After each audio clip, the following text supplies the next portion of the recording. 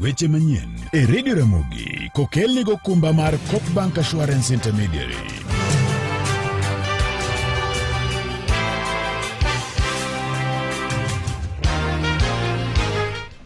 Machigni to mokwongo magi thund weche mabende waiko nigi laksechege.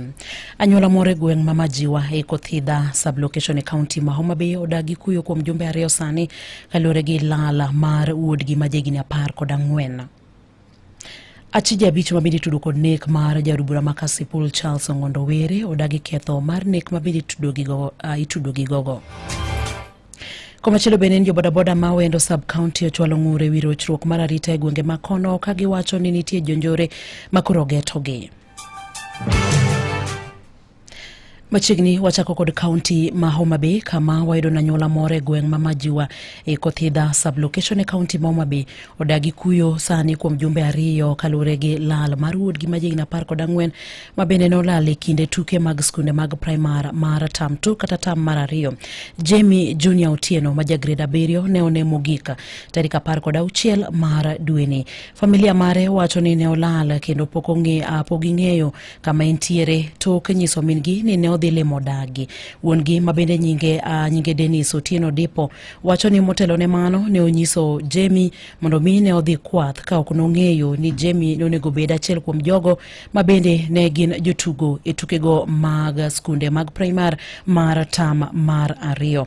Odipo wacho ni gisechwalo lipot ne obila to kata kamano pok ging'eyo kama wuodgi no nitiere.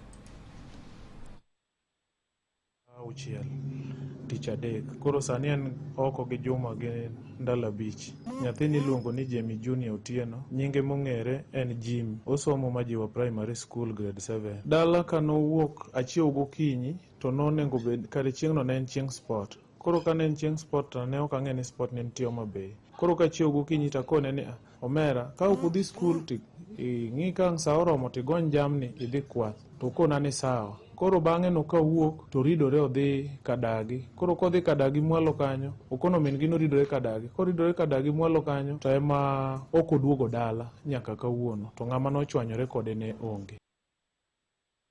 Familiano koro kwayo jopiny kod obila mondo mi okonygi manyo wuodgi no. Ng'ata ma bende nyalo bedo kod nonro mar Jamie Junior Otieno ikwayo mondo mi ochwal lipot e tesend obila mantie machiegni kata chwalo lipot ne anyuola mare e gweng' ma Majiwa. Koro wasemenyo, sedhi nyaka ka polis ma report, asebedo ka wuotho kuom wede, ma nyaka wede na moko nitie manjo osebiro nyaka dala nyimine mama gi nergi osebiro, asegocho kuonde wede te, ok awinje. Any information mora ma aseyudo, otamore pok awinjo. Wana joma nigi wasiwasi seche te, waseparo kata ni to koso nyathiwani osetho kokaluwore kaka tinde piny chalo. Nyithindo moko wawinje lendo ni nyathi olal, to toke iduogi winjo ni nyathi otho. Koro wasewuotho, wasemenyo, asedhi nyaka ka jolemo nyisa mana ni entie, obiro mana duogo ni luoro ema chande. Namba minyalo yudago en 0723 066 306 0724 269 186. Komachelo ni achije abich mabende tudo kod nek mar jarubura makasipul Charles Ongondo Were odagi ketho mar nek mabende tudo gi gogo kakoro do wacho ni obiro ng'ado bura mar rambun tarik 14 dwe mar 8 ne achije adek kama mokariyo to obiro ng'ado tarik 22 dwe mar 9. Achijego gin William Shigoli, Edwin Oduor, Ebel Ochieng, Isaac Kuria Chege kod Alan Omondi Ogola. Jobodaboda ma wendo sub county ochwalo ng'ur e wi rochruok mar arita e gwenge makono ka giwacho nitie jonjore mabende getogi kotelnegi kod jakom makojolo ma sub county no ma wendo Martin Abira. Giwacho ni thoth jobodaboda ose ma apiko maggi ka gintiere tich ka koro gikwayo bila mondo mi odonjre wachno mapiyo piyo. Koke county ma Migori, George Juma miyo waler mathoth e wachni. Joriemb boda ma wendo osebedo kendo pod medo ywak kawo to ndiko kuo mar apiko ma kinde ka kinde. E kinde ma dwe achiel moko joriemb boda gi ma wendo wane giselalo apikni mar mauchiel ka bende kata moko kuom joriemb boda bende osewito ngimagi ka omonj kod jokuoge e sechego mag otieno. Joriemb boda ikawo tele ko jakom margi mar kojol Martin Abira wach nitiere kata peyni moko sab kono ma wendo ma oting'o apaya mowuok yani nyaka Ulanda mathothgi ok nyal tiyo godo ka osromo kar sa achiel mar otieno nikech jonjore geto gi apaya no. apikno oselal e dwe mokalo, apikni moko lala mokore ma auchiel. Kendo ji adek bende oseng'ielo rengo ke moko chod ng'utgi mana adieri e piny mar Mariwa gi Mabera Nyabera kichomo Rut Moyani. Koseromo sa achiel onge japik manyalo dhi e Rut Moyani kochomo Ulando. Jothuru adieri kose miriambo. Joriemb bodaboda giwacho ni moko kuom jokuogegi idho apiko kaka jowuoth ka bende ka gichopo kuonde ma koro ji onge gilokore kod joriemb bodaboda kendo gimayogi apiknigi. Inyal goli kata stage kaka jawuoth to kiki kodi e kor tiang' tipo ma ka ng'ato osego toki to ng'ad to ogoi kanyo mitho kanyo mihinyori ka to ringo dhi apiko idhi report ka obila to obila okaw action moro amora.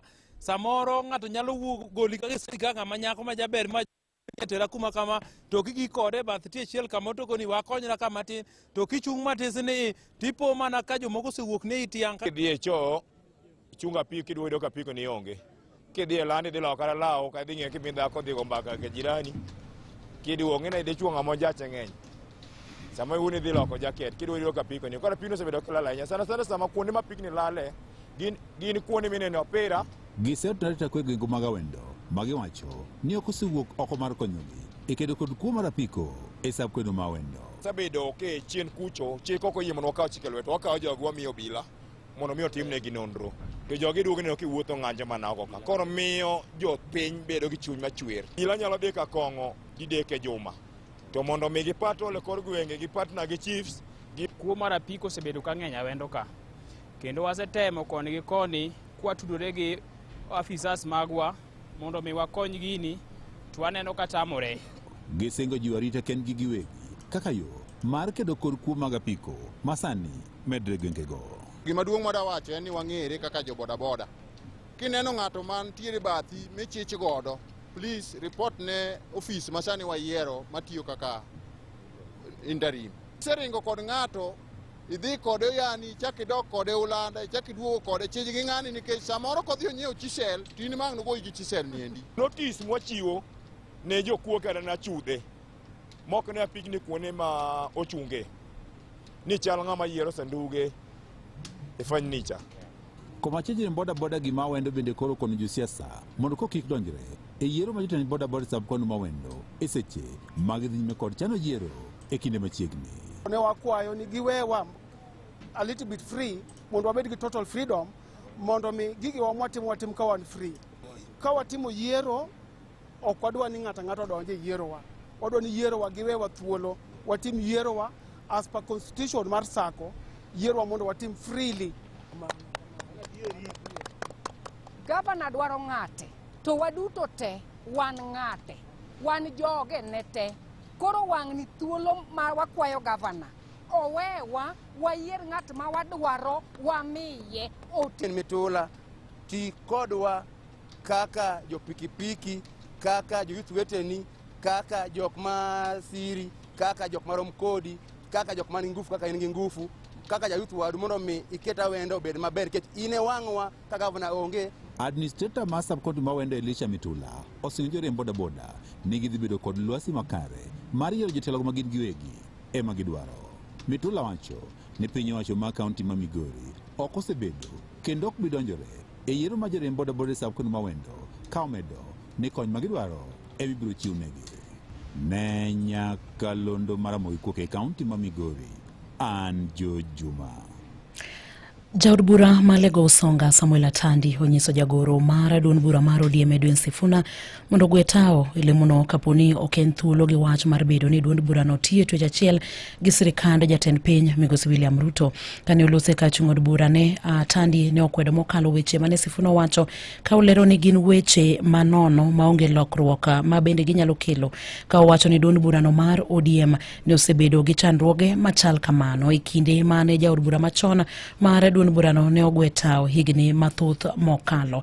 Jafo marwa George Amulo nigi ler mathoth ka kaunti ma Siaya. Samuel Atandi mabende jakom komiti mar budget od bura mamalo okono Sifuna mondo wuoga e duond bura mar ODM ka okomor gi okang' mane duond bura no kawo mar tiyo gi piny owacho. If ODM was to fall, ODM would be sorry because of exit of Ababu Namwamba. Ababu Namwamba knew that akienda ataenda na chama. Ababu is today history. Nobody even hears about Ababu Namwamba. Sasa hii Sifuna akienda, what will happen? Si tuendelea tuna maisha.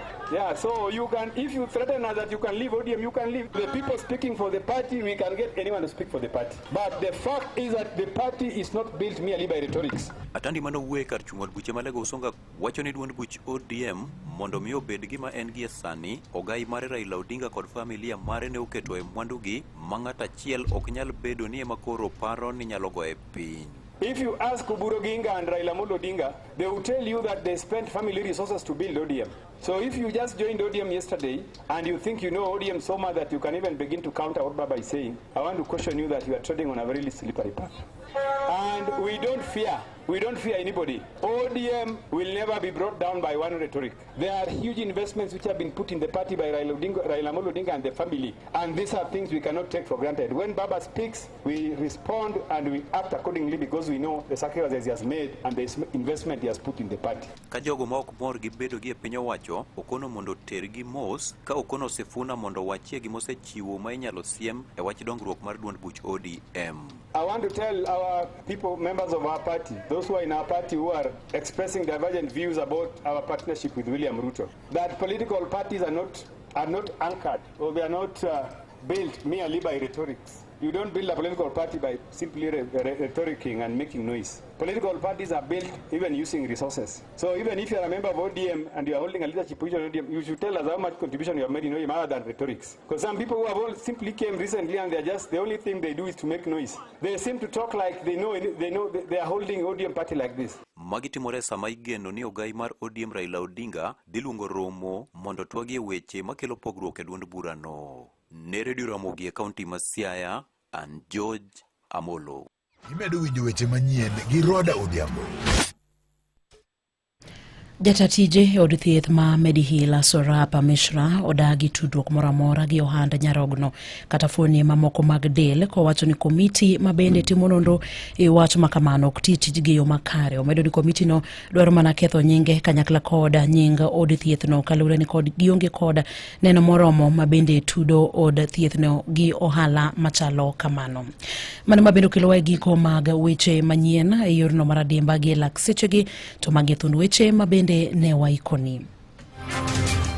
Anyola more gweng mamajiwa iko thidha sublocation e county ma Homa Bay odagi kuyo kuom jumbe ariyo sani kalore gi lal mar wuodgi majigi na 14. Achija bich mabende tudo kod nek mar jaod bura ma Kasipul Charles Ongondo Were odagi ketho mar nek. Jobodaboda ma Awendo sub-county chwalo ng'ure wi rochruok mar arita e gwenge ma kono kagiwacho nitie jonjore makoro getogi. Watude koromo kanyo saa 8 koso 9 ne weche manyine yo machok to koromo kanyo saa 10 ne mago matuch e kor gwenge. Mago ne weche manyien e Radio Ramogi kano kelni go kumba mar Coop Bank Assurance Intermediary. Obed ni dwara rita no handi, mwando ni kata mana mar jomatiyoni. Okumba mar Coop Bank Assurance Intermediary tudi gi insurance mamoko mabiro mi duoko makare minyalo geno kuome. Limbad bengi mar Coop mantie machiegni kodi kata yuatole namba 0703 027 000.